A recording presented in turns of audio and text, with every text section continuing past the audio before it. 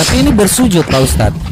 Iya. Jadi nggak ada ya, nggak ada yang disuruh ya, nggak ada yang menyuruh seperti ini ya. Sujudnya kepada Allah, mukanya ke arah Ka'bah. Makanya ada aturannya.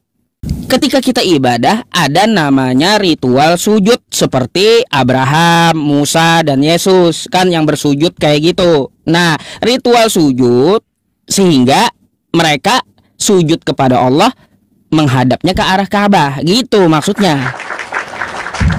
Bukan berarti menyembah atau sujudnya itu kepada Ka'bah, bukan. Wajahnya aja ke Ka'bah, yang disujuti adalah Allah Subhanahu wa taala. Karena Ka'bah itu adalah sentral ibadah sebagai apa? Sebagai arah gitu, arah pemersatu ibadah umat Islam di dunia. Bukan berarti Ka'bah itu adalah Tuhan, bukan ya.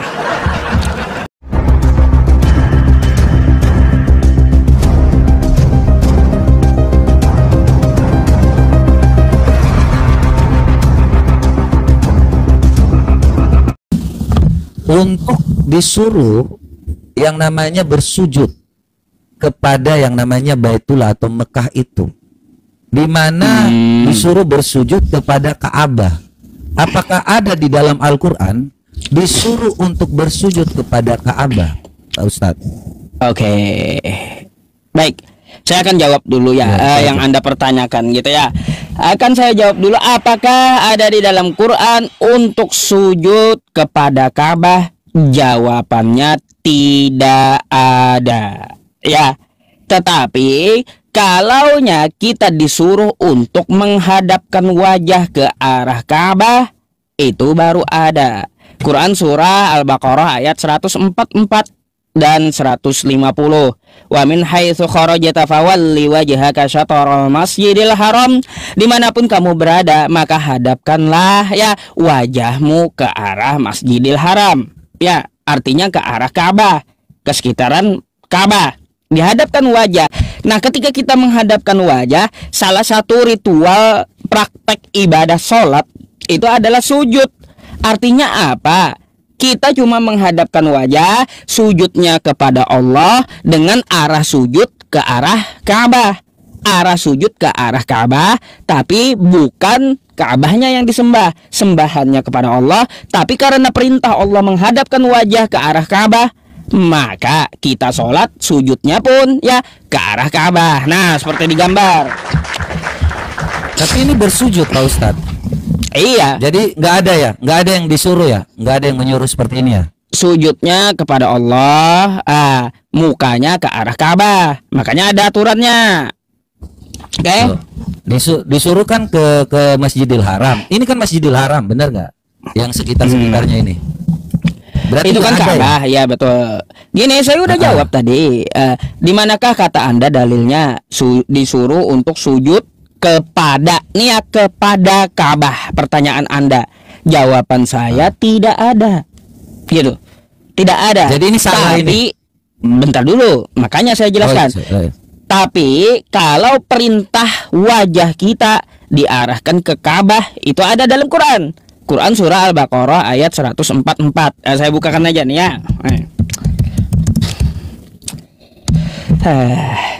Iya teman-teman, kalaunya kita hanya membacakan Arabnya tapi tidak ditampilkan kepada kawan-kawan kita, tetap dianggap tidak berdata gitu ya.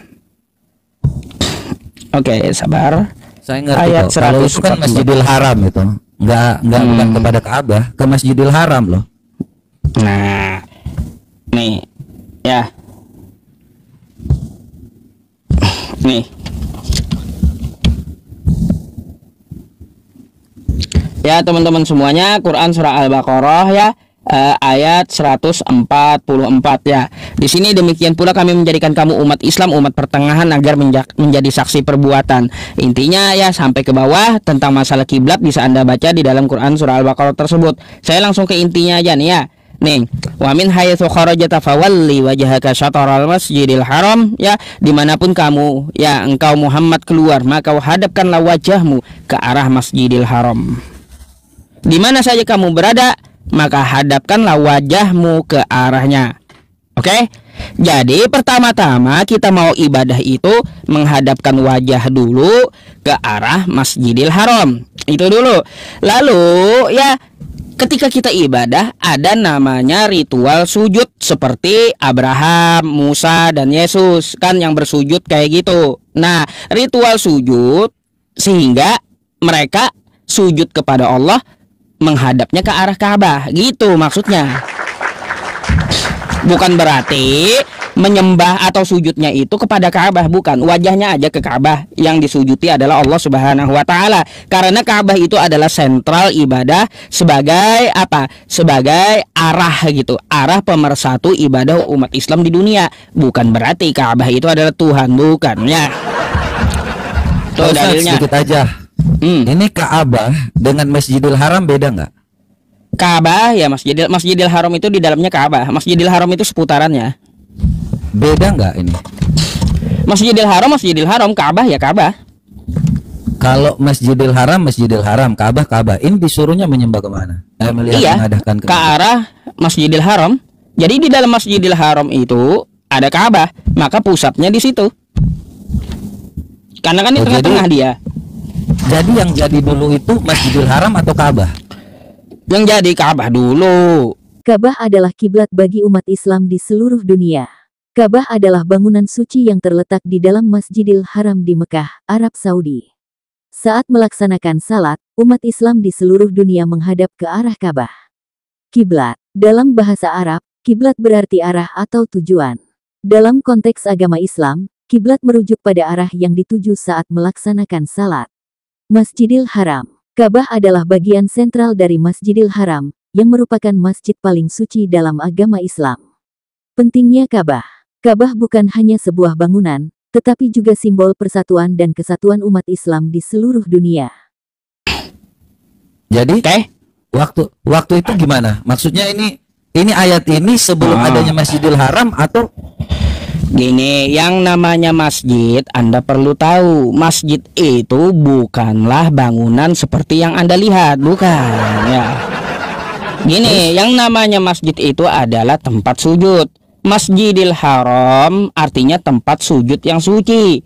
Nah, tempat sujud yang suci itu di mana? Di sekitaran Ka'bah. Gitu, makanya diputar pakai bangunan sekarang. Dinamakan Masjidil Haram, tempat sujud yang suci. Jadi, yang pertama itu adalah Ka'bahnya, ya, bukan Masjidil Haram lebih dulu, bukan. Loh, Oke? Sebentar. Ini masjid bukan bangunan. Bukan. Kata siapa masjid bangunan? Loh, ini Sahih Bukhari 227. Baik, ini saya kasih tahu ya kosakatanya ya. Masjid. Kosakata masjid dari kosakata sajada yang artinya sujud, yasjudu, dia bersujud, sujudan, orang yang melakukan sujud kan kayak gitu bentuk sujudnya, kelakuan sujudnya. Terus masdarnya ya isim masdar ya. Isim masdarnya itu adalah masjid, yaitu tempat orang bersujud, bukan bangunannya. Seluruh bumi yang terhampar ini tempat bersujud kepada Allah. Kayak gimana sih? Loh, ini sebelum masjid dibangun, Nabi Shallallahu Alaihi Wasallam sholat di kandang kambing. Nah, kan sebelum dibangun masjid. Nah, jadi kalau coba Anda buka Arabnya, sebelum masjid dibangun, artinya di situ merujuk bangunan orang tempat bersujud. Oke? Masjid, tapi kan? secara bahasa yang dinamakan masjid adalah tempat sujud gitu. Ini membuat saya bingung ini. Makanya belajar bahasa gitu. Bukan bahasanya. Di sini poinnya menghadapkan muka ke Masjidil Isim Haram. makan, Ada masjid, bukan masdar. Iya kan? Iya. Isim makannya adalah masjid. Ada masjid. Masjid dibangun. Nih Sahih Bukhari ya, Sahih ya teman-teman semua ya. Sebelum masjid ini dibangun, masjid ini adalah tempat ibadah. Kok tiba-tiba berubah dari apa yang dikatakan oleh Ustadz ini kok berbeda lagi? Bang, ya di lapangan yang luas, tempat orang sholat ya, lapangan yang luas itu bisa disebut masjid. Yang benar aja Pak Ustadz. Asal aja ini Pak Ustadz yang benar. Bukan asal, itu secara bahasa. Anda di lapangan yang luas ya, di lapangan yang luas sholat berjamaah bersama bisa disebut masjid. Pak Ustadz baca deh Pak Ustadz. Di kandang kambing, jadi, masa kandang kambing sebut masjid sih?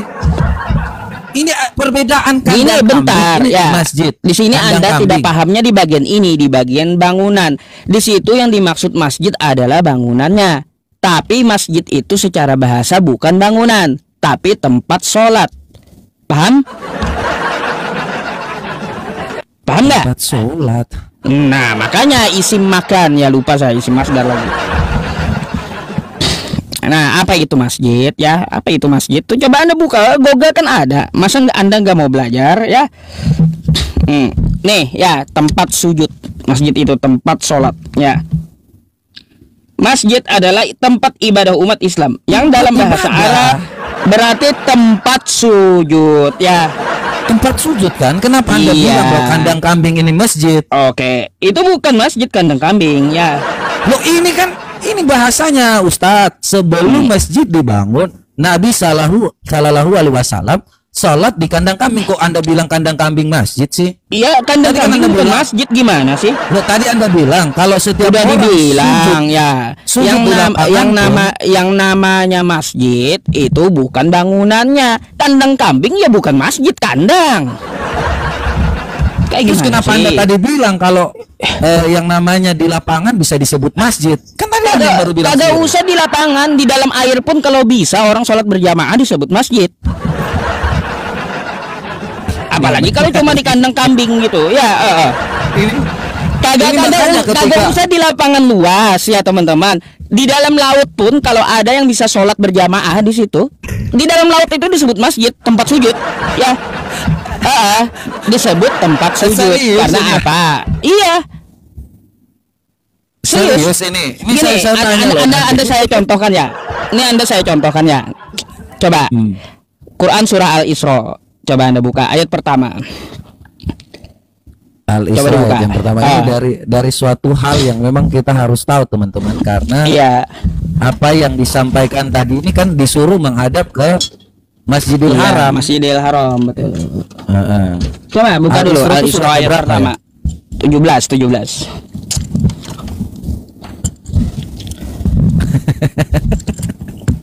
Aduh. Coba Ini buka bagaimana dulu, ini? tampilin di layar biar ngerti.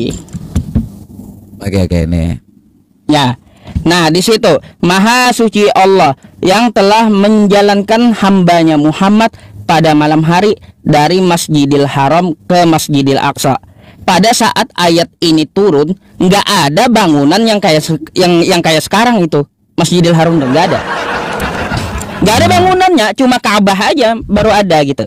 Tapi sudah disebut Masjidil Haram. Artinya bukan bangunan masjid itu, ke Masjidil Aqsa. Masjidil Aqsa pun belum ada bangunannya.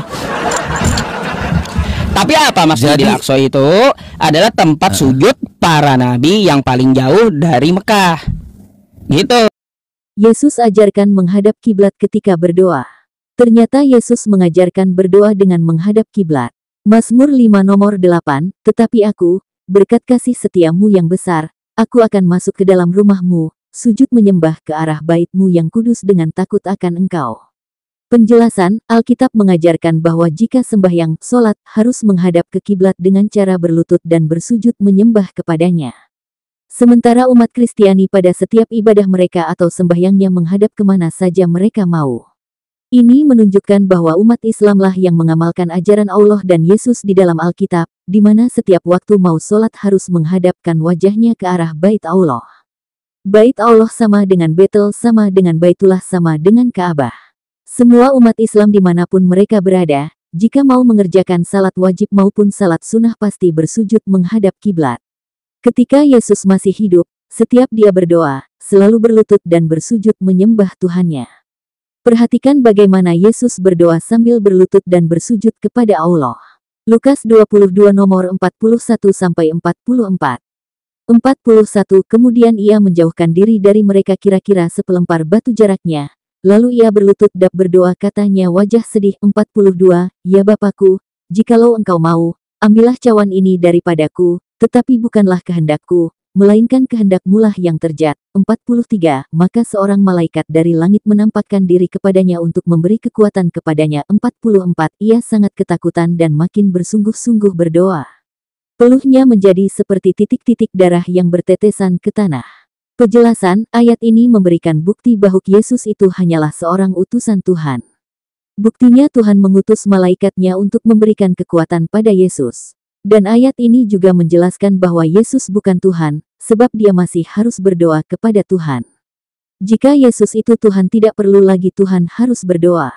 Jika Yesus itu Tuhan, mana mungkin Tuhan sangat ketakutan ketika malaikat menampakkan diri kepadanya. Tidak masuk akal sehat Tuhan harus takut sama malaikat, bukan? Setiap yang berdoa kepada Tuhan, pasti bukan Tuhan. Yesus berdoa kepada Tuhan, berarti Yesus bukan Tuhan. Setiap yang takut kepada malaikat Tuhan, pasti bukan Tuhan. Yesus takut kepada malaikat Tuhan, berarti Yesus bukan Tuhan.